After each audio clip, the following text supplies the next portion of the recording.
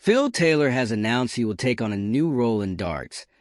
But it won't be as a player. Darts legend Phil Taylor will make his darts comeback sooner rather than later, though as a commentator as opposed to a player.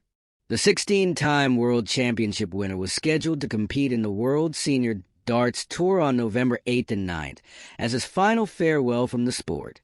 However, an unruly injury means he'll instead grace the tournament with his expertise as a pundit.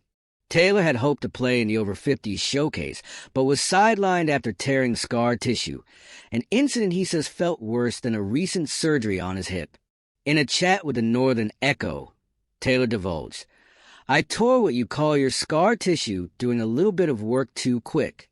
Full of anticipation for the Washington event, the storied darts maestro expresses belief that the seniors tour is on the brink of a renaissance, noting, "I think the seniors will push on now. Some of the older names are beginning to drop down the rankings. I think they'll come over." Moreover, the Power opened up about his affinity for the Northeast, having admitted that he will be trying his hand at commentary.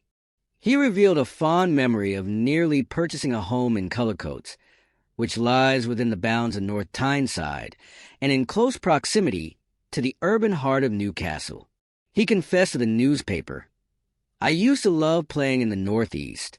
I used to stay at Whitley Bay at one time in the guest houses there, while praising the locals. The Northeast people are salt of the earth, aren't they?